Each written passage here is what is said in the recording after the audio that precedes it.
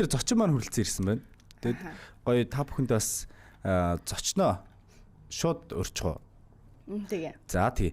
За өнөөдрийн зочноор бол интермед эмнэлгийн хүүхдийн тэргүүлэх зэрэг эмч, хүний гавьяат эмч Гэрэлмаа ирсэн байна тань студид орж байна. За тэгээ та нар манаас сонирхолтой эмчтэй холбоотой гоё дурсамж авах юм бол бидэнтэй овалцаж болно. Сайн байна уу эмчээ? Та тухтаа суугаад чихвчээ зүгээд танда баярын мэндийг хүргэе. Баярын мэндийг хүргэе. Микрофоноо өөртөө баг зэрэг татаад ойртуулад сууж олноо. За бид таныг танилцууллаа ерөнхийд нь. Гэхдээ та өөрийгөө илүү дэлгэрэнгүй танилцуулаад өнөөдөр гурлаа ярианд орё тийм ээ. За би хүүхдийн эмчээр ажилладаг. Гэрэлмаа гэдэг эмч байна. Интермед эмнэлэгт ажилладаг.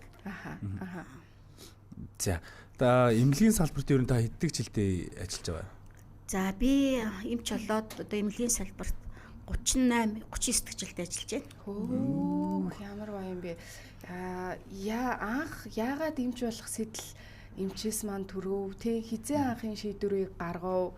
Энэ талаар бас хамгийн анхны нөгөө эхлэх цэгээсээ гурлаас хуучныгаа дурсаа цайхан буу халж эхлүүлээ. За би 1981 онд 10 жилийн сургуулаа төгсөөд 1-р сургууль гээд нөхөндөйтэй шүү дээ сургуулийг төгссөн. Лаборатори 1-р дан сургуулаа. Хоёулаа нэг сургууль юм байна энэ. Тэгээ манай ангиас маш олон эмч нар төрж исэн. Одоо нөгөө эмч болох одоо гараагаа эхлэнэ гэд шалгалт өгөөд бараг 9-10 хүүхэд анаахын дээдэд одоо орно гэж шалгалт өгч исэн. За ингээд 81 онд анаахын дээд сургуулийн одоо эмчилгээний ангид орсон. За манайх бол одоо 3 үе одоо аав маань эмчилтэй эмч байсан. Одоо эмэгтэйчүүдийн эмч байсан. Дараад нь олон жил сулхан сургууль гээд тэнд бас их барих эмэгтэйчүүдийн багшаар ажиллаж исэн.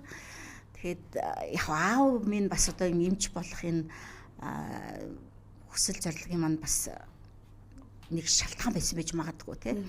Манайд аюу дандаа эмчнэр ирэх айлчж ирдэг байсан, найз нар дандаа эмчнэр байсан тий. Тэгэл одоо би эмчл болох одоо үүрэгтэй юм болов уу гэж бодсон юм уу яасан. Тэр эмч болоогүй бол би хуульч болоо гэж бодож ирсэн.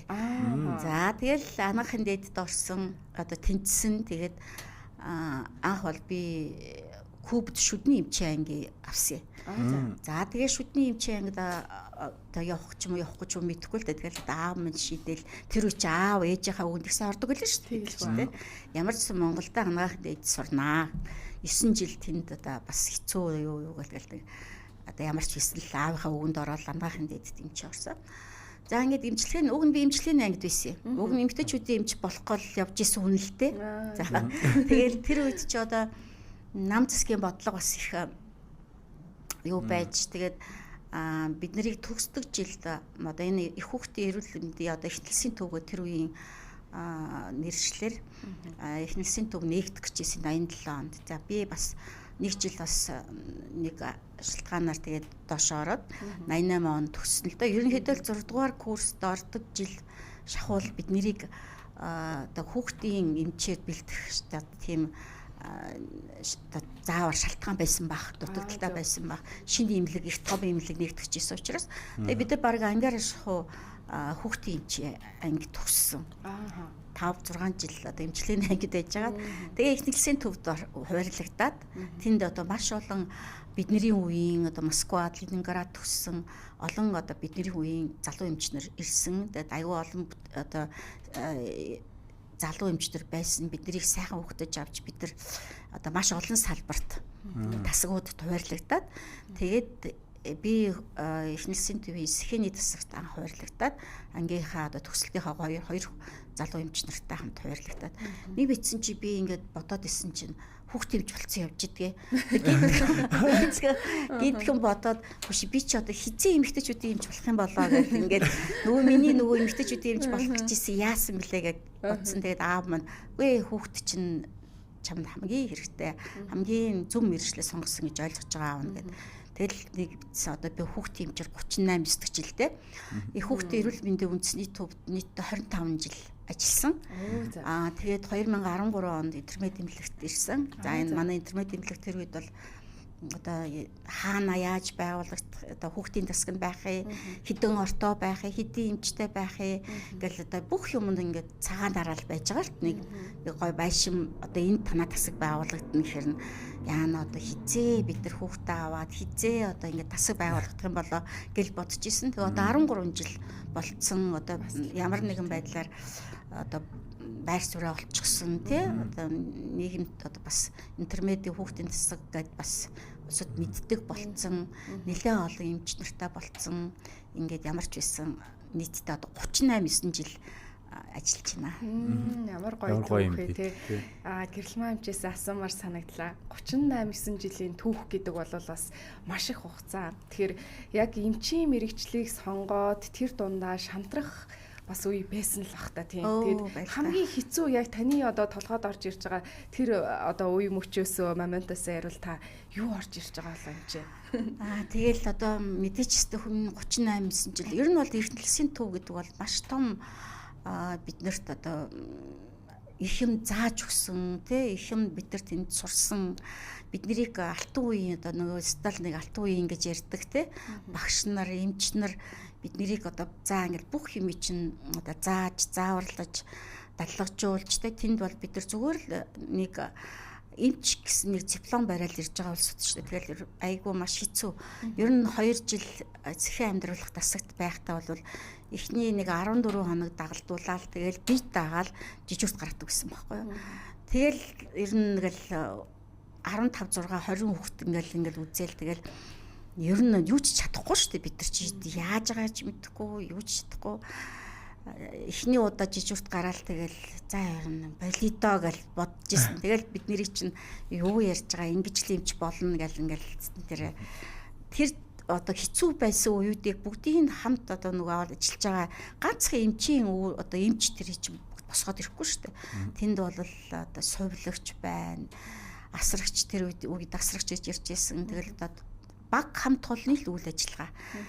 Тэнд бид нэрийг одоо шантарч байгаа үед нь тус болоод, дэм болоод одоо ингээд байсан маш олон сайхан үеийн одоо ахмад эмчнэр одоо ажиллахгүй байгаа ч тэдний одоо ач гавья одоо ажиллаж байгаа эмчнэрийн ач гавья залуу эмчнэр ч гэсэн бид нар одоо сургадаг те ингээл маш олон шантардаг юм байдаг л да. Би бол сандгийн бид нар уушгины тасаг одоо нөгөө одоо амьсгалын тасаг гэдэг одоо эхнэлсийн төв байгаа. Энэ тасагт 2 жилийн дараа одоо нөгөө сэхэн амьдруулах одоо сэхэнээс ирж байгаа хүүхдүүд очдог энэ тасагт дараад нь ажиллаж байгаа юм л да. За тэгэл тэнд чи өглөө эхнэлсийн төрөө явахдаа өнөөдөр өргөдлөө өгнөө гэж боддог байсан. Гарнаа гэж тий. Ер нь би чадахгүй юм шиг байна. Ер нь биний ажил биш юм шиг байна гэж боддог. Тэгэл тэр байшин дотор ороод дээшээ доошо гүүгэл хүүхдүүдийн төлөө яваал нэг битгэл орой тас тарах цаг нь болчдөг. Ингээл явсаар байгаа л бидний хамаг одоо нөгөөлстэй бүх одоо амьдралын маань одоо ажлынхаа хамгийн цаг залуу насныхаа хамаг цагийг тэнд өнгөрөөсөн байгаа байхгүй юу. Тэгэхээр эхнэлсийн төв бол одоо яагаад ч одоо мартагдчихгүй хамгийн сайхан үе тэнд бол өнгөрсөн гэж боддог. Өглөө эрэхтэй тэгвэл өргөдлөө өгнөө гарнаа гэж боддог байсан гэж. Тэгэхээр тэр зүйлийг магадгүй нөгөө завгүй амьдралын хэмнэлтэд болоод мартагч гэдэг юм уу орхигдуулах одоо тэр нөгөө үзэл нь ингээд мартагдсан байж магадгүй. Гэхдээ нөгөө талаараа бас нөгөө ажилдаа хайртай нэг ажлынх нь дуртай зүйл нэгээд ир. Тэгэхээр эмч хүн ялангуяа хүүхдийн эмч байна гэдэг нь бас юунаас хамгийн их таашаалыг бас авч исэн бэ. Тэмцээ ингээд хүндрэлтэй мөн одоо хэцүү байсан тэр цаг мөчийг туулах хүчийг танд бас юу өгч исэн болов? Тий, тэгэхээр чи хүүхд гэдэг бол ерөөсөө одоо биднэрт өвдөж гин тэгж гин гэж хэлэх ямарч боломж байхгүй. За нэг хүүхдийн одоо ард чинь тэр хүүхд ганцаараа өгöd ирэхгүй шүү дээ тий. Ээж нь аав нь за эмээ өвөө хоёр талын эмээ доор хаяжлан 8 9 хүн ирдэг байхгүй юу. За тэгэл тэр улсууд чи бүгдээрээ ингээл бүлтгэнэл одоо яасан миний хүүхд яасан ингээл асуу. Тэр хүүхд нь бол одоо хүүхд бол хизээч худлаа хэлдэг хүн тий хаанаа өвдөж байгаагаа ч мэдэхгүй уйлаал ингээл зовирлал байна. Хамгийн гол юм тэр хүүхд яг зөв эмчлээл одоо эмчилгээнд таарсал бол маргааш гэхэл инээгээл май гэл надаа гэл ингээл нүдэн дээр сэргээл явдаг нь хамгийн гоё байхгүй юу тий. Дараад нь бид нар боддتي ер нь ингээл уйлж байгаа одоо ингээл жижүүр хийж штэ бид нар жижүүр хийгээл ингээл байж байгаа чинь хүүхэд коридорт ингээл уйлна. За тэгээ уйлаад за энэ бол нилээн зөөртэй л уйлж ин да энэ бол бишээ. Энэ хүүхдийг хурдан үзэхгүй бол болохгүй ч гэдэг юм уу ингээд бид нар чинь ингээл жоохон туршлагажаал ирж байгаа байхгүй юу. Тэгэл ингээл яг л энэ хүүхд бишээ гэл ингээл ямар ч гэсэн хурдан үзье гэдэг юм уу арга хэмжээгээ маш аавна. Энэ бол ганцхан юм чинь биш. Маш олон сувилагч нар, асрагч нар одоо мэрэгчлэл нэгтэй айгүй олон эмчнэр ганцхан бисослын эмч, рентгений эмч гэл ингээл ойхоогол бүх юм лаборатори хүртэл ингээл бид нарт шинжилгээ энэ хүүхдэд ийм байж шүү, тийм юм гарч шүү гэд бүгдээрээ танилцуулдаг учраас бид нар маш гоё баг болж ажиллавал тэр хэмжээгээрээ л хүүхэд бол маш хурдан сэрэгдэг. За тэгээд энэ дээр бас ээж аавын итгэл, найдвар те эмээ өвөөгийн одоо нэг харьцаж байгаа харьцаа ч юм уу те ер нь бид нартай байж байгаа харьцаа энэ төр бол бас их нөлөөлнө. Зарим ээж аав нар айгүй тайван ээж ар гэрийнх нь байдаг шүү дээ. Та нар бүгдийг чаднаа, мэднэ, болно гэд. А зарим нь бол ерөөсөө бүр ингээд эмчилгээ, үйлчилгээ юм үзүүлэхэд одоо бас аюух саад болдог бас байна. Тэгээд дарахгүй тэрийг бол ойлгоно. Аль бүгдийг тааруулаад одоо бид нар арга хэмжээгээ авна да. Одоо бас нэг 38 39 жил энэ олон хугацаанд бас таны сэтгэлээс гардаггүй яг гоё тийм дурсамжтай үеэсээ та бидэнтэй болцвол. За тэгэхэд дурсамжтай үе гэдэг яг ийм хүүхэд дээр яг ингэсэн чинь нэг хөөрх ингэж хэлсэн даа ч гэдэг юм тий. Бид нар бол ингээл бас ингээл нөгөө аюу олон жил ажиллаад нөгөө сувлагч эмчнэр ангаахын дэд оюутнууд энэ төр дагуулаад ингээл явдаг штэ. Тэгэл аюу олон сар хөвтцэн энэ төр хүүхдүүд бас байна. Одоо бүр за тэрэндээ ингэсэн 2 3 сар болцсон. Тэгэл манай ингээл зөвлөхүүдтэйгээ цөмөрөө авахд ингээл хойноосоо баахан оюутнууд дагуулсан. Тэгэл ингээл яваал одоо манай Солонгоо гэдэг эмч бит хоёр аюу олон жил ажилласан л да. Тэгэл хоёулаа яал заримдаа л нэг шантраал одоо энэ хүүхдийг яадаг юм бэлээ гэсэн бодол байдаг шүү дээ. Тэгээ хоёулаа ингээ явж ирсэн. Ингээд авахаар аюу олон анаахын дэд оюутнууд байгаа юм чинь. Хоёулах нь ярьж байгаа юм. Одоо энийг яах вэ гэсэн чинь одоо нэрийн солилт юм уу гэдэг шиг. Одоо бүр аргаа барж штэ тэ. Нэрийн солиод үздэг юм билүү гэдэг шиг. Тэгээ бүр хоёлаа тэр хүүхэн тэнцэн хоёлаа инээлтжсэн. Гэхдээ тэр хүүхдийн нэрийг тэгтээ дараад нь солилсон л доо. Нэр нь үнэтэй дэсэн байл та тий. Мэдгүй тэр нэр нь үндэснэ үү, эмчилгээнийхээ явцд өөртөө гайгүй болсон уу тий. Гэх мэтлэн гэж жоохон сонирхолтой бас биднэрт чинь айгүй инээдтэй юмуд бас тохиолдно тий. Одоо бас нөгөө нэг залуус өнөө үеийн бас залуус маань ер нь бол эмчийн мэрэгжлийг ер нь бол суралцаж, сонгон суралцж байгаа. Тэгтээ бас ерөнхий буурж байгаа гэж харж байгаа. Та ер нь үнтэй ер нь хэрэг санал хэлж байгаа. Яг ер нь бол гэхдээ намайг залуу байхад гэх юм уу намайг дөнгөж төгсөж явахд энэ чи бас засгийн газрын бодлогод байдаг байсан. За одоо ангаахад цэргийн эмчилгээний анги одоо байлгана гэдэг нэг 3 жил миний мэдхээр миний дээдлийн доотлын ингээ манай үед гээд нэг 3 анги байдагтай ажиллах баахан хөвгүүдтэй ангиуд байдаг гэсэн. Тэрнтэй эдг нь бол бодлого л та тий. Жишээлбэл одоо хүүхдийн эмчийн ангийг тодорхой хугацаагаар бас хаацсан байсан байхгүй юу? 93 94 онд тий. Тэгээ одоо буцаагаад нээсэн тий. За тэрнтэй ижил улбаалаад ингээд зах зээл болоод ингээ хүн бүхэн мэрэгжлийн төр нөөцлөгдөөд ингээ анаахын дэд сурах хүүхдүүдийн тоо тодорхой хэмжээгээр буурсан л да. Нэг хэсэг бол ер нь бараг хөвгүүд одоо эмчнэр болохаа болцсон байсан шүү дээ. Гэхдээ манай хүү бас эмчилтэй. Одоо бид нар 3 үеэрээ эмч. Тий, манай хүү бас нэгдүгээр эмнэлэгт ажилладаг. Тэгээ за тэр хүүхдийг бас эмч болох гол бид нар ярина шүү дээ. За чи эмч болно гэхээр үгүй ээ би одоо өөр мэрэгчлээ болдгоо тэр хүнийг мэдээж өөр мэрэгчлээ болмоор байсан л байх гэхдээ бас нандсхийн бодлогоор гэрийн бодлогоор эмч болсон тий. Тэгэхээр одоо нэг үе бодвол яг нэг хэсэг үе бол жоохон багассан. Гэхдээ одоо бол хараад байхад анаахын дэд бас хувийнч бий болж гин, хувьсгалынч бий болж гин, эрэгтэй бас хүүхдүүд нэлээ олон бас бий болсон байна тий. Тэгэхээр энэ бол сайн байхгүй юу тий. За тэгээд анаахын дэд төгссөн ч гэсэндээ бас мэрэгчлэрээ ажиллахгүй байгаа тохиолдлууд бас байдаг. За энэ нь бол бас л одоо эмчийн цалин ямар бэлээ тий. Ер нь бол эмнэлгийн салбарын айгүй хэцүү гэдгийг ойлгож байгаа. За тэгэл ар гэрн. За тэгээ хоёулаа эмч бол одоо бас хэцүү байдаг тийм үе бас байсан. Одоо бол бас сайхан болж байгаа бах. нэг үе бол тийм байсан. Гэхдээ бас одоо чанартай боловсрал гэдэг бол хамгийн чухал. Тэгэхээр одоо заавал эмч бэлтгэн гэл одоо хувийн олон сургуулиуд чанартай чанаргүй гэл ингээд одоо байдаг л байх л та. Гэхдээ энд бол бас чанарын бас бодох хэрэгтэй.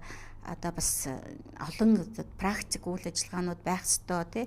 Тэгэхээр одоо зөвөр нэг сургууль байлаа, хажууд нь ямар ч нэг практикийн асуудал байхгүй бол бас чанартай боловсон хүчин бэлтгэхэд хэцүү. За гарлаа маш олон жил сурдаг эдгээр чинь тий. 5-6 жил сурна. За дээрэс нь маш олон одоо нөгөө боловсролын одоо мэрэгших жишээлбэл би одоо хүүхдийн уушигны мэрэгчлэр мэрэгжил эзэмшсэн гэдэгтэй ижилхэн 1-2 жил мэрэгжил эзэмшин дадлага чинь ингээд дор хаяж нэг 15-6 жилийн дараа л за эмч болж гинүү да. Гэтэйч бас болоогүй л яг шүү дээ чинь тий. Гэдгийг зүүдэг учраас шантардаг байхаа гэж бас боддгийг. Бас яг үнэн тийм ээ. Нийгмийн статус гэдэг айгу бас цалин хангамжийн асуудал гэдэг их чухал асуудал байна л да.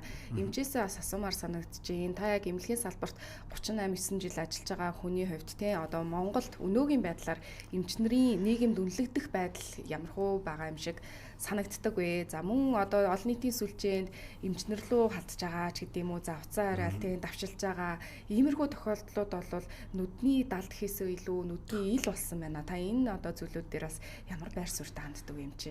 За тийм энэ аяга маш зөв асуулт. За тэгэхээр хуучин бол яг одоо бидний 20-30 жилийн өмнө бидний залуу эмч байж хат бол одоо эмч нарын нэр хүнд эмч багш тийм маш сайн одоо эднэргүүгээр одоо боловсрал буюу нийгэм гэдэг чинь байхад хэцүү байхгүй юу? Инженерүүд байна те энэ ер нь бас л бидний боловсрал. За тэгэхээр одоо бол ингээл аюу нийгэм сошиал гэдэг юм их бий болсон байна. Уцаараа за хоорондоо ингээд нөгөө бүр групп болцсон. Тэгэл эмчнэр тэр эмч тийм энэ эмч юм. За яна тэгээд бас одоо өөртөө эмч болцсон улсууд байна тийм. Эмчийн үгийг сонсгоо бэлдсэн байна. За тэгээд аюу стресстэй байна.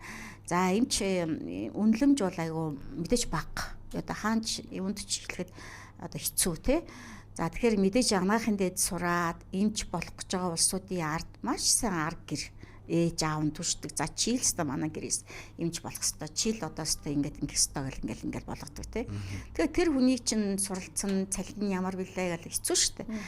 Тэгэхээр ер нь бол сошиал дээр одоо ер нь нийгэм хэцүү болчихд эмч нарыг ганц эмч гэхгүй эмнэлгийн салбарын нэг те энд чинь аюу олон эмнэлгийн дарга нар гэдэг чинь бас л эмнэлгийн салбар юу инженерүүд бас сувилагч нар астрагч нар инженер техникийн бүгд л эмнэлгийн салбарт ажиллаж байгаа. За тэгэл өөрсөндөө яг хүн зовлонтой байна өвчтөө байж болно. Гэхдээ стрессээ эн чинь эмнэлгийн хаалгаар орж ирэл одоо гарах бас ямар харьцаа вэ те. За бас тэгэл орж ирэнгүүтэл чи тэгсэн гисэн гэл янз янзын улсуудыг энэ эмнэлгийн салбарынх нь төвчж байх ёстой улсууд юм уу? Эсвэл маш төвчээртэй улсууд байдаг юм уу? Ер нь тэгэл хоорондоо бид нар ярьдаг шүү дээ. Тэгэл хэцүү үйлчлэгчнэр байна. Гэвч тэрийг одоо бид нар төвчэл дуугаа ингээл өнгөрдөг те. Гэтэл бид нар чи бас хүн шүү дээ. Реакц гаргана те. Ямар нэгэн байдлаар юм хэлбэр санагдсан ч за гэл залгаал өнгөрдөг шүү дээ. Тэгэхээр одоо энэ өдөр одоо ядаж энэ одоо олон улсын эмчнэрийн өдөр гэж байгаа. Энэ нэг баярлаад ингээд ахын ч үе. Тэгтээ ядаж хайртай эмчтэй тус болсон эмчтэй. Яг бид нар тусыг заавал биднэрт ингээд танд баярлсан шүү хэлүүлмээргүй байна. Зүгээр бидний үүрэгч гэсэндээ тэр үг биднэрт маш их дэм болдог байхгүй юу? Зүгээр талархаад л сурчвал тэгэл болоохгүй те. Өөр юм өсөөгүй шүү дээ бид нар. Яг эмчээ хажин ус яг ингэж сонсгол бас тийм байд юм шүү. Яг тэгж боддог. Ер нь хэцүү шүү дээ. Хэцүү үйлчлэгчнэр байна. Тэгээд 10 гаруй жил сураад 15 гаруй жил сураад тэгээд дахиад ингэ суралцаад эмнэлэгт одоо өвчтөө хүмүүс туслах гад явж байхад дахиад дарамтлуулаад ингээд байна гэдэг бол чанга шүү дээ. Зарим тохиолдолд бол улсын эмнэлэгт бол маш бага цалин авж байгаа хангамж муутай ээж маш өндөр ачааллыг эмчнэр маань сувилагч нар маань авдаг тийм. Тэгээд хүн л юм хойно бас хэцүү үе зөндөөл байдаг бах та гэж боддог л да эмч нарыгаа. Гэхдээ одоо бас улсын эмнэлэг, хувийн эмнэлэг гэхээс илүү ер нь бол ачааллыг ер нь л өөрч байгаа шүү. Улсын эмнэлэг гэхээрээ заавал эднэр ийм байдаг гэж бас бодож болохгүй. Улсын эмнэлэгч одоо хувийн эмнэлгүүд ч гэсэндээ маш их ачааллыг үүрдэг, хуваалцдаг болсон шүү дээ, тийм. Одоос би танаас бас асуух нөр гадаад эмчнэр болон Монгол эмчнэрийн хувьд одоо эмнэлгийн хувьд юм байна. Эмчнэр ер нь гадаадд эмчнэрийн нөхцөл байдал болон Монголын бас эмчнэртэй харьцуулахад ер нь бол нөхцөл байдал нь ямар байдаг та энэ талаар нь бас. За яг бид нар хамгийн ойроор нь Солонгос гээл яваал үздэг. Тэгэл яг Солонгос, Япон, Америк энэ төр яваал ер нь олон газар яваал үзэхэд яг мэдээж одоо тэр хөгжсөн орнуудад бол эмчнэр эмнэлгийн салбарынхны цалин хангамж өөр л дөө шал өөр. Тоног төхөөрөмж ч гэсэн өөр. За тэгэл ажлын хуваарлтын хүртэл өөр тий. Одоо цаг авалт эсвэл жижигүр хийлт ч юм уу тий ингээл хангамж амралтын үе тэгэл цалин хөнгөлөв ч гэсэн өөр учраас мэдээж арай л өөр байгаа. Гэхдээ манай Монгол ч гэсэндээ ер нь бол эмчнэрийнхаа цалин, багш нарын цалин, инженеруудынхаа цалин одоо нэмээд боломжийг хангаад өгвөл манай Монгол эмчнэр бол одоо ер нь бол их мундаг чадварын хувьд бол гайхамшигтай шүү дээ. Даанч тэднэрт одоо нөгөө авдаг цалин ямар вүлээ. Цалиндаа тааруулж ажиллаж байгаа юм биш л дээ. Нэг л одоо өөрсдийнх нь боломж нь л тэр биш шүү дээ. Тим сайхан хаалгаа хиймээр байдаг, тим тэгж үзмээр байдаг. Гэхдээ болохгүй л байна л да одоо. Одоо салбар маань жоохон хэцүү байгаа гэж ойлгож байгаа. Сая би Туркэд бас нэлээд эмнэлгүүдээр явлаа. Тэгээд их гой эмнэлгүүд байдгийн билээ. Тэгээд хувийн эмнэлгүүд нь, улсын эмнэлгүүд нь гэлтэхгүй. Ер нь эмчнэр нь хүртэл өнгө зүүсэн, тэ өмсөж би хүний өмсөж зүүж байгааг яриаггүй шүү. Гэхдээ ерөнхий ингээд нөө байж байгаа нь заавал цагаан халаат өмсөхгүй, бас юм энгийн хувцас өмссөн иймэрхүү бас зүйлүүд байдгийн билээ. Тэгээд илүү юм чөлөөтөө, тэ.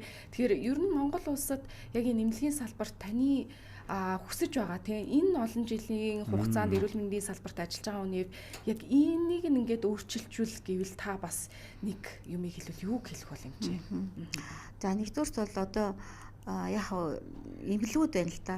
Эмнэлгүүдийн одоо нөгөө жишээлбэл одоо их хүүхдийн эрүүл мэндийн одоо 2 дугаар төв одоо минут гэдэг тийм 300 ортой энэ бол гоё эмнэлэг байгаа шүү дээ, Ярамгийн эмнэлэг. За их хүүхдийн эрүүл мэндийн үндэсний төвөд одоо энэ Гандангийн тэмцээн байгаа эмнэлэг байна. За тэгэхээр гих мэтлэн одоо Япон Монголын эмнэлэг гэдэг зүүн тишээ эмнэлгүүд байна. Тэ энэ одоо улсын том одоо эмнэлгүүд бүх ингээд хүүхдийн мис засалж их амар хоолой нүд гэд бүх их барих эмэгтэйчүүд бүгдээр за энэтэй ижилхэн одоо хувийн бас том эмнэлгүүд бий болж байна. Гэхдээ нэг үүдэн эмнэлэг гээд нэг ганц хоёр хүн суугаад нэгэд эмнэлэг үзэхээсээ илүү цөмөөрөө ингээд багаараа яг интернет чигтэй ингээд төвлөрсөн ийм нэгдсэн эмнэлгүүд хувийн бас нэлээд идэг байвал одоо бас зөөр юм уу да тий. За мөн эмчнэрийнхээ цалин бол нэмэх ёстой. Ганц эмчихгүй эмч сувлагч нар байна. Сувлагч нар ч одоо хамгийн биднэрт одоо эмчийн баруун гар гэсэн үг шүү дээ. Сувлагч наргүйгээр бид нар ерөөсөө юу ч хийж чадахгүй, юугаа ч хийж чадахгүй. За тэгээд биднэрт одоо энэ болцоогоор одоо чанартай эм. За эмийн хангамж мөн техник тоног төхөөрөмж нь сайн байвал тэгэл болно. За тэгээд даатгал гэдэг нэг юмар бид нэр барьчаад байгаа тий. Даатгалд нь мөнгө байх ч юм уу, байхгүй ч юм уу. За тэгээд бас хүүхдийн асуудал дээр болохоор зарим нэг нозлог одоо нөгөө юунууд нь даатгалд ордоггүй гэл ингээл явцдаг учраас за хүүхдийг болвол угаасаа үн төлбөргүй байх ёстой гэсэн заалтайгаа ч юм уу ингээд асуудалтай байдаг. Гэхдээ ерөнхийдөө бол одоо бүх юмыг ганцхан эмч нарт эрүүл мэндийн салбарынханд бүх юм даатгаж болох болцоо. Өөрсдөө одоо бас эрүүл мэндийн боловсроо сайжруулах хэрэгтэй. Ингийн тулд одоо эрүүл мэндийн салбарыг зарим нэг юмыг төлбөртэй болгох хэрэгтэй. гэж ойлгож байгаа. Жишээлбэл одоо ингээд их нийслэлийн төвд ч юм уу ингээд бид нар шинжилгээ их өгдөг шүү дээ. Улсын эмнэлгүүдэд ингээд өглөө баахан шинжилгээ өгчүүд цусны шинжилгээ, шийсний шинжилгээ чинь одоо пробирк ч юм уу ямар нэгэн айгүй олон юм одоо төлбөртэйгээр юм үзэж байгаа учраас зарим нэг нь бол шинжилгээг авахгүй шүү дээ. Энэ хэрэгтэй ч юм уу, хэрэггүй ч юм уу те. Тэгэхээр төлбөртэй газар үзүүлчихээр маш их ажил бодол өгнө. Энэ шинжилгээ ямар учиртай, яагаад энэ шинжилгээг авж байгаа, яагаад авах ёстой ч юм уу, ёсгүй ч юм уу те. За тэгээд Солонгос, Японд ингээд ийш тийшээ яваад шинжилгээ өгөхөр тэрнээс илүү зардал гаргаж байгаа тэд нар. илүү үн цэнтэй хандаад байна. Тэгэхээр одоо шинжилгээ өгсөн ч ямар нэг юмд үн цэнтэй хандаараа хүн жоохон бага хэмжээгээр төлбөрч гэсэн авдаг болчвол тэднийхээ юуг мэддэг болдог байхгүй. Үс чинь тогчод бид нар үсээ засуулахдаа мөнгөтэй л засуулдаг шүү дээ. Дэлгүүрт ороод талах худалдаж авахдаа бид нар мөнгөтэй л засуул таксийн 100 төлбөртэй тэгсэн мөртлөө эмчтэр очиод ихэд нэг 20 одоо нэг 10-20 мянган төгрөгөөр үзүүлдэг ч юм уу эсвэл одоо шинжилгээ өгөхөд тэрийг ингээд ерөөсөл бараг таксид сууж явахдаа л би бас яа тэгжсэн таксид сууж явахдаа л би тэг таксины жолоочд мөнгө төлөөд байгаа мөртлөө тэр таксины жолооч надаас юм асуугаад байгаа байхгүй. Та энд ажилт юм байна. Тэгвэл яг ингүүл яг гэл ингээл хэр ч одоо би мөнгө төлөөд байгаа та наа төлбөрөөс хасах уу? Асахгүй үстэй тэр хүн те. Тэгэхээр би ингээл одоо нэг зөвлөгөө өгөл байгаа. Ингээл гих мэтлэн гэр. Одоо манай найз нар та нар гэсэн мэддэг ш. Эмч найз нартайгаа суугаал найрлах болохоор одоо идэж уугаад ч юм уу ингээд хараа нэг юм заавал асууна. Миний тэнд өгдөж. Тэгвэл яах вэ? Манай хүүхд ингүүл ингэсэн яах вэ гэхээр өнөөдөр юу ч ярихгүй цөмөөрөө гоё ингээ уулзалтанд гисэн бидтэй гэдэг. Тий. За одоо өөрөөсөөс асуух юм байхгүй бол одоо их чахнарынхаа тухай асууж. Манай дүү тэгээд дүүгийн хүүхд тэгээд ингээд. Тэгэхээр ер нь бол яг энэ заавал төлбөр төл гэж байгаа юм биш. Гэхдээ ерөнхийдөө өөрөөсөө бас бодох болцсон цаг болчихжээ гэж аахгүй юу. Өөрийнхөө эрүүл мэндэд илүү хайнгуй штэ хариуцлагатай ханддаг вэ. Альваа зүйлд бас үн цэнтэй эрүүл байна гэдэг бол эрүүл мэнд гэдэг бол хамгийн эрхэм баялаг учраас эндээ жоохон хариуцлагатай хандяал гэдэг зүйлийг эмч маань хэлж байх шиг байна. Интернет эмнэлгийн хувьд хүүхдийн тасгийн ойрын хочин одоо сонин сайхан юу байна? Та нар манаас шинэ одоо юу гэдгийг хаалгаач гэдэг юм уу те. Ер нь юу хийж байна? Сонин сайхнаасаа хуваалцвал. Ойрын хугацаанд туу. За интернет эмнэлэгт маш олон сайхан залуу эмчнэртэй бий болцсон. Тий, урьдчил сэргийлэх багц центрээр цөмөр явж байгаа. Яг мис заслын хувьд бол мис заслын эмч одоо нэг эмч байгаа. Ер нь цаашдаа тэрийг одоо өшөө нарийсгах одоо тийм зорилттой байгаа. Мөн хүүхдийн дуран одоо жишээлбэл одоо уушгины дуран, хүүхдийн одоо ходоод гидсний замын одоо асуудлуудыг дурандах энэ чиглэлээрээ бас жоохон төлөвсөн юмнууд байгаа. Би эндээс нөгөө эмчнэрийн хувьд бас одоо өдөр тутамдаа бас нэг зарим нэгэн хэрүүл бас нэг үйлчлүүлэгч бас нэг хэцүү үйлчлүүлэгч нар байдаг гэд бид ярилцсан шүү дээ. Тэгээ эндээс нөгөө нэг эмчнэр ер нь 7 хоногтоо ч юм уу сартаа ч юм өдөртөө ч юм уу ер нь хичнээн ер нь тийм хэцүү үйлчлүүлэгчтэй таардаг ер нь. Бараг өдөр болгон таарна шүү дээ. Бүр өдөр болгоно гэж үү? Тийм өдөр болгон ер нь бол хэцүү шүү дээ. Хэр зэрэг хүн олон одоо байх тусмал тэр дунд бол одоо заавал нэг бас нэг хэцүү үйлчлүүлэгч хэцүү гэр гэж бас байна. Гэхдээ тэрийг тэгэл бид нар ямар ч хэлсэн аргалнаа тэгэл мэдээч хүүхдийн төлөө явж байгаа ойлгож байна. Гэхдээ тэр уурыг бол одоо бас эмчнэрт эрүүл мэндийн салбарынх нь гарах ёсгүй л дээ. Гэхдээ яг бид нар төвчнээ. Гэхдээ дандаа төвчихгүй шүү дээ. Бас бид нар чи хүү эмчин те. Одоо бас нүд амн гялцдаг ч юм уу ямар нэгэн реакшн гаргадаг л байх л та. Гэтэ яг тэрийг уучлаарай. Нийт хамт олонныхоо өмнөөс уучлалт өгсөе. Тэглээ хоо. Эмч одоо хавар болж байна. Ер нь эмнэлгээр ирж байгаа хүмүүс дээр ялангуяа хүүхдүүд дээр сүүлийн үед бас ямар сонин одоо өвчлөлт дийлэнх байна. Тэ вирусын халдварч гэдэг юм уу ханаад томооч гэдэг юм уу те. Сайн гүйлгээд тахшгүйсэн та. За тий. За тэгэхээр одоо ингээл өвчний талаа буцаал ярих хэрэгтэй болчлоо. Тэ сайн гоё. Эмчийн нөгөө баярын өдөр ярьжсэн. За тэгэхээр манад бол одоо ер нь бол хавар болохоор тийм өвчин, зам болохоор тийм өвчин гэлтгүй л те. Ер нь бол суулгалт өвчин гэдэг бол хүүхдийн дунд ялангуяа 2 нас хүртэл хүүхдийн дунд маш илбэг байдаг. Дээр үед бол одоо бид нэр суулгалт өвчин гэхээр л одоо зунал гарчдаг. Тэгэл энэ зунаасаа шалтгаалт юм бол өдөрөөр гал ярьдаг те. Гэтэл одоо бол бид нэр одоо нэг ротавирус, норовирус, аденовирус гэл маш олон вирусын халдварууд бол одоо хавар, намар, зун ялангуяа өвлөө уйлрал энэ төр гэл жоохон хүүтнээс дулааны одоо хүүтнээс дулааны уйлрал руу улирал шилжихийн явцд бас илэрдэг. За энэс өмнө бол одоо нэг амьсгалын замын Б том уу, RS вирус гэдэг одоо атаач бас байна. явж байна. За одоо ингээд хүүхдүүд амраад эхэлсэн өнөөдрөөс ахуулаа. За амралтаа авахар чи манайхан чи сайхан гоё одоо гадаад руу зугаална, ишээ тишээ явна те. Одоо явуулгүй л яах вэ? Гэхдээ тэндээсээ дандаа ямар нэг юм тээж ирдэг те. За одоо бол тээж ирж байгаа юм бол одоо нэг сүүлийн үед бол одоо Вьетнам энтерт нөгөө энтервирус буюу гар хөл амны өвчин гэж ярьдаг. Одоо яг энэ хаврын үйлрэлд яг ийм дулирлын иймэрхүү үед бол энтервирус ихсдэг. Энэ бол энтервирус гэдэг маань угаасаа гар хөл амд туралт гардаг, эсвэл шингэн баадаг, одоо бас өөрчлөлдөг. Ротавирус гэдэг маань угаасаа л нөгөө бид дэлхийн хэмжээгээр байдаг. Гэхдээ энэ бол 50-аад хэв шинжтэй.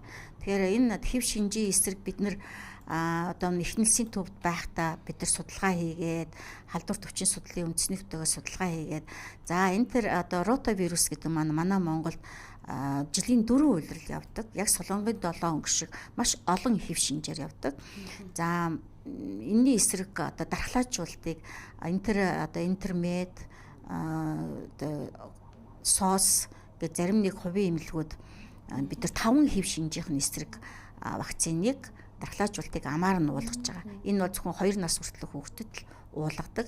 Тэрнээс дээш бол одоо нэг шаардлагагүй хүн амьдралдаа хэдэн удаач ротогоор өвдөж болдог учраас энийг бол явж байгаа. За энэ рототой вирустай хүүхдүүд бол маш их байна. Гэхдээ энийг чи бас бид нар ковидын өмнө вакцин хийлгэсэн уулгасан хүүхдүүд маань хэр зэрэг өвдөж гин, вакцин уулгаагүй хүүхдүүд маань хэр зэрэг өвдөж байна гэдгээр нь судалгаа хийгээд бид нар чи бүх юм ингээд хийж явахдаа судалгаа шинжилгээтэй энэ ямар үр дүнд хүрч ийн гэдэг явдаг учраас энийг дандаа судалдаг, шинжилдэг, хяндаг, танддаг ийм үйл ажиллагаа явдаг.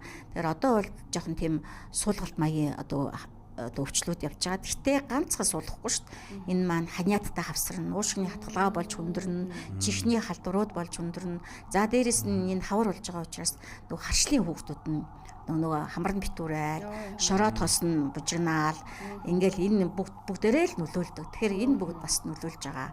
За ингээд суулгалт өвчнөөс ярихаас гадна бас харшилтай хүүхдүүд маань одоо сүүлийн үед ярьж байгаа. Ганцхан хамар битүүрдэг энэ ханиад юунууд нь хамрын амьсгалын харшлууд нь биш, мөн ходоод гидсний замын нөгөө үйл нийцэл, үйл зохицол те эднэр нь бас явдаг. За энэ тэнд очиод хоол иддэг. Тэгтэл зарим хүүхдүүд нь зүгээр байдаг, зарим хүүхдүүд нь амар хурцаар тэр нөлөөлж бөөлждөг, шингэн баадаг гэл ингээл тэгээд одоо бас хүнсний харшлын улирал нь бас эхэлж байгаа учраас бас асуудалтай юмнууд байна. За тэгэхээр нөхдөө гэдэг өнөөдөр бас интермед эмнэлгийн хүүхдийн тэргүүлэх зэргийн эмч, хүний гавьяат эмч гэрэлмаа ирсэнтэй холбоотойгоос цаг үеийн мэдээллийг та бүхэнд шууд хүргэлээ шүү гэж. За тэгээд би нэг юм хэлчихв. Дуусаагүй шүү хэмжээтэй гэхээр өргөлжлүүлээд ярина. Та юу хэлчихсэн бэ сая? Саяны нөгөө рототой холбоотой. За ротавирусын вакциныг бол улсад маш их одоо манай товлолд байдаггүй. Гэхдээ яг хуу бид нар товлолд оруулах гэдэг ингээд бас нэлээд хөдөлсөн ч гэсэнд одоохондоо нөгөө төлбөр санхүүгийн асуудалтай учраас ингээд болдгоо учраас бид нар одоо нөгөө төлбөртөөгөр хийдэг шүү. Амаараа уудаг 3 сар одоо 2 насаас дотог хүүхдүүд л бага сартаа тусмаа их сайн үр дүнтэй. Өөрөөр хэлбэл 5 хэв шинж гэдэг нь 5 маш хүндэрдэг одоо усгүйчл түргдэг, эндэгдэл түргдэг тэр 5 хэв шинжийн эсрэг л уулгаж байгаа вакцин шүү. Энэ дэлхийн хэмжээгээр одоо 98-аас 100 хэдэн орн товлолд орсон уудаг вакцин. Манайд байдаггүй. Тэгэхээр одоо интермедэд бол хийх боломжтой байх нь. Хийж байгаа. 2 нас хүртэлх одоо хүүхдүүд хийх боломжтой. Одоогоор бол бас хийх боломжтой уу тий? Хамаагүй байх. Нөгөө товлолт вакцин хийлгэсэн тэр өдрөө дагцуулаад өрөөд ирж болно. Зөв. Бас хэрэгтэй мэдээлэл шүү. Энд бас танд бас нөгөө манай үзэгчээс бас гоё эмчилгээ дэвшүүлсэн байна. Тэгээ хажаа хажидмаа гэж байна. За тэгээд гэрэлмаа эмчтэй олон улсын дэлхийн эмчнэрийн баярны мэнд хүргье. Тэгээ биднэрт түшиг тулгуур болж байсанд баярлж явдаг шүү гэж. За баярлалаа. Эмчийн маань хувьд бас өнөөдөр баярын өдөр болж байгаа. Тэгэхээр та нарын маань хувьд өнөөдрийг ер нь хэрхэн яаж өнгөрүүлж хэвшсэн бэ? За мөн цаашдаа энэ өдрийг ер нь яаж өнгөрүүлэх нь илүү үр дүнтэй юм шиг бас таны хувьд бодогдож байгаа вэ?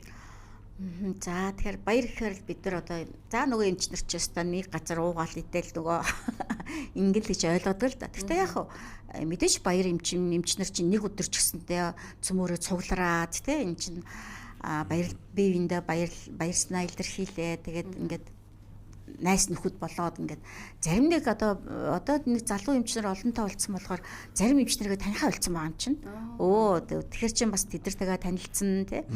Ер нь бол манай тасгийнх нь бол бид нар цуглардаг. Одоо манай тасагт маш олон залуу эмчнэртэй уулзсан. Зарим нь таньдаг, зарим нь танихгүй байна. Сувлагч нар бас их олон болсон байна. Тэгэхээр бид нар энэ өдрийгөө нэг цуглараад нэг сайхан хоолнд гарна гэж бодож байгаа. Зарим нь уурчлаад тэмдэглэсэн. Уурчлаад тэмдэглээ салхин гарцсан. Яагаад гэвэл одоо баяраа нэг бүсэн бөөдсөн манай одоо би одоо энэ Сүхбаатар клиник дээр ажиллаж байгаа. Манай энэ чинь энд салбар байдаг шүү дээ. Бид нар аль хэдийн салхиндаа гараад эмчнэрийн баяр гала маш олон баярыг нэг дор хийгээд түрүүч 7 хоног цахан тэмдэглэсэн. Цаашдаа бол яг хөө ерөнхийдөө энэ эмчнэрийн одоо энэ талархал илэрхийлж байгаа дэлхийн эмчнэрийн баярын өдөр дандаа л ууж идэхтэй гол нь биш эзэмшилгээний хурал гэдэг ч юм уу эсвэл ахмад буу эсвэл бусад эрүүл мэндийн салбарынхантайгаа холбоо харилцаа тогтоодог туршлагын болдог иймэрхүү байвал бас их зүгээр. Манайх чинь тэгээ олон салбартай шүү дээ. Дархан клиникний салбар байна, өмнө говьтны салбар байна. Одоо удахгүй за тэр бас нэг хамаагүй ажиллахгүй байна. Нууц байгаа тийм ээ. Тий. Бас юм мэдэхгүй шүү дээ. Би мэдэхгүй.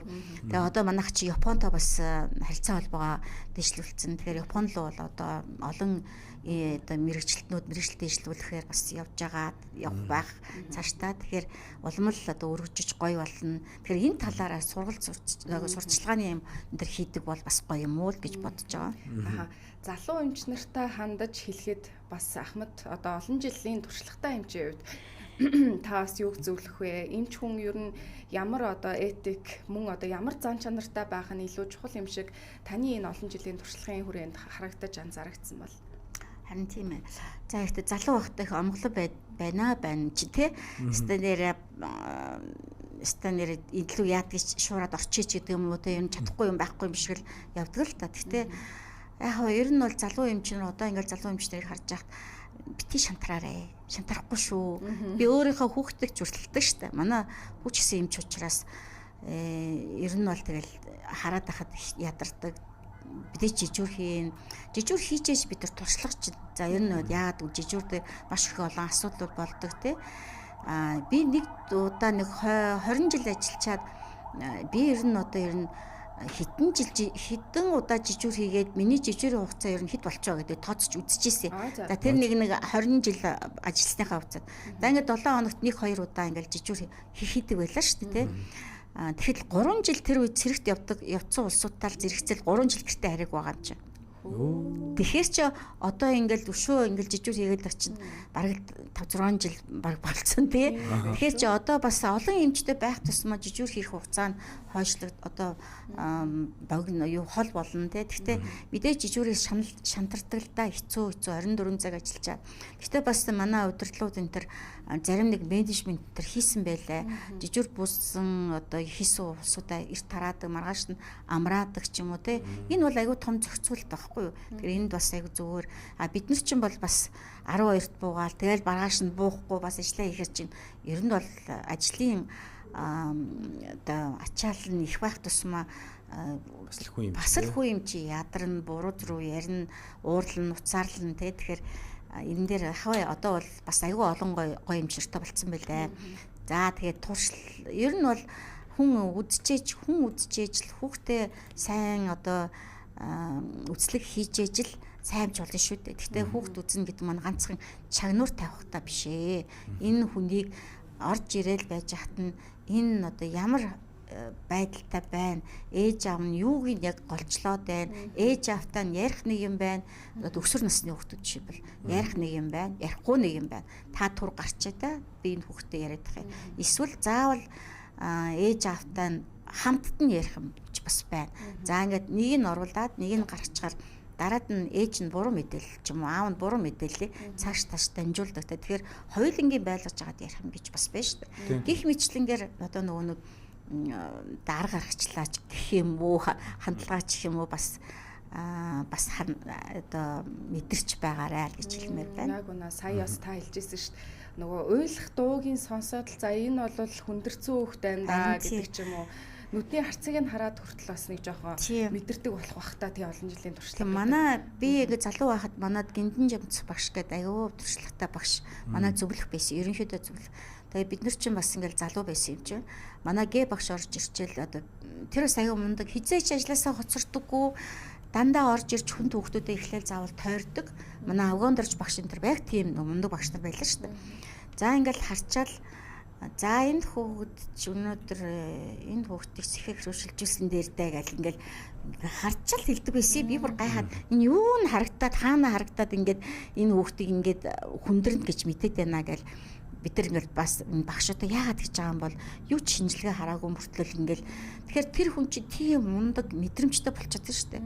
Энэ тэр хүүхдийн амьсгалж байгаа амьсгал нь харцж байгаа одоо харж байгаа харцсан за энэ хүүхэд маань одоо ер нь гунай тийм учраас нэг одоо гяс сэхэх рүү шилжүүл гэдэг юм уу энэ эмчилгээний солиоч гэдэг юм уу тийм иймэрхүү арга хэмжээ авдаг. Тэгэхээр яг тэрний санийх шиг уйл за бүх хүүхдийг уйлдаад энэ өсөж байгаа уйлтай наа энэ зүгээр ээж нь хөглөхгүй байна. Зарим нь бол хүүхдүүд яг тэгдэг шүү дээ. Айгүй завиртай уйлаад энэ нэвшээ энэ өстө уйлж байгаа нь биш вэ шүү гэл ингээл аяндаа тэгээд тэр чинь нөгөө сувлагч нь ч хүртэл мэддэг болчихдог байхгүй юу. Энд танд бас мэдчилгээ ирсэн байна. Манай үзэгчээс шинэ 7 хоногийн мэндэ гэрэлмаа эмчид маш их талархаж явдаг. Хүүг минь маш сайн эмчилж эдгэж өгч байсан гэд бас баярлалаа, талархлаа гэсэн бас мэдчилгээнүүдээс ирсэн байна эмчээ. Тэгээд өнөөдөр студид бас орж ирээд хэлхийг хүсэж ийсэн. Магадгүй бит хоёрын бас асуугаагүй зүйл байвал та бас хэлж болно. Бүх юм л асуучлаа та хоёр. Дээрээс доош нэг л асуучих шиг боллоо. Тийм тэгээд би ч бас интернетэд Баатар эмчээр их бариулж 2 удаас их бариулж сайхан төрж байла, амарчж байла. Тэгээд энэ ялдамт тийм бас интернетийнхэн Баатар эмчтэй бас баярлаа гэд хэлчээ. Тэгээд ер нь бас үе үеийн эмч нар, одоо Ахмад эмч нар, залуу эмч нар та нар маань бол Монгол улсын иргэдийнхаа инхийн мананд гарч эрүүл мэндийг нь бас ажрахгүй тий нойр хоолой хасч ингэж явдаг хүмүүс шүү. Гавьяатай хүмүүс шүү та бүгдэндээ маш их баярлалаа. Тэгээд танийхаа ирээдүйн ажил амьдрал эрүүл мэнд бүх зүйлд нь амжилт сайхан бүхнийг хүсээрөө юм чи. Баярлалаа. Би ч гэсэн одоо энэ далимд гэдэг юм уу юу гэдэг далимд ташранд хэлэхэд одоо Ахмад эмч нартаа ялангуяа одоо бас тэтгэвртэй суудсан Ахмад маш олон эмч нар байгаа шүү дээ. Гавьяаг аваагүй ч сайхан эмч нар байгаа. Тэд нартаа амун одоо ажиллаж байгаа эмч нартаа одоо залуу эмч нартаа энэ сайхан өдрийн мэндийг хөтөвшүүлье. Бүгдээрээ аз жаргалтай байгаарай. Бүгдээрээ эрүүл байгаарай гэж ярою. За баярлалаа. Үзэгчдээ интернет эмнэлгийн хүүхдийн тэргүүлэх зэргийн эмч хүний гавьяат эмч Гэрэлмаатай бид ярилцлаа. Тэгээд гурлаа ярилцлага өндөрлөд зураг авах болчих. За баярлалаа.